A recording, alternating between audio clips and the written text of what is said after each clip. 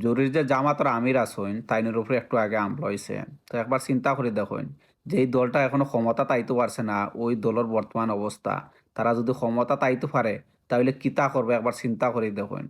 আপনারা মূল্যবান ভোটগুলা আপনারা চিন্তা করে দিবা। আপনারা যদি মাইর না খাইতা হইন, আপনারা যদি গড়বাড়ি না আড়াইতা হইন, তাহলে ন্যায় এবং ইনসাফের পক্ষে আপনারা ভোটটা দিবা। কারণ যেই দলটা ক্ষমতা তাওয়ার আগেই মানুষে মারিয়া লাশ বানাইলা, এই দলটা ক্ষমতা তাইলে কিতা করতে পারবো একবার চিন্তা করবা। তো দয়া করি আপনার মূল্যবান ভোটটা যোগ্য একজন মানুষকে দিবা, যেই মানুষটা আপনারা সেভ করিয়া রাখতে পারবো, যেই মানুষটার কাছে আপনারা নিরাপদ বোধ করবা, ওই মানুষটারে আপনারা সংসদে ফাটাইবা।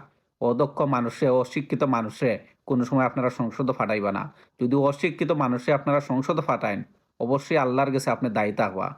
আল্লাহর কাছে অবশ্যই আপনার দায়ী থাকবা। টেকার লোভে, ক্ষমতার লোভে যারা মানুষে এভাবে রাস্তাঘাটে মারে, এই মানুষগুলার আপনারা যদি সংসদে পাঠায়, তা আল্লাহর কাছে অবশ্যই আপনারা দায়িত্ব হবা। তো আপনার মূল্যবান ভোটটা যোগ্য একজন মানুষকে দেন। আমরা এই মাইরডাঙ্গা চাই না। সুষ্ঠু একটা নির্বাচন হোক, যেই ক্ষমতা তা হোক, সুষ্ঠু নির্বাচনের মাধ্যমে হোক। মানুষে বিচার করব খেয়ে সংসদে যাইব। কিন্তু জুড়ে যারা সংসদে যাওয়ার চেষ্টা করে, তারার বিরুদ্ধে অবশ্যই আমরা প্রতিবাদ করতাম হইব।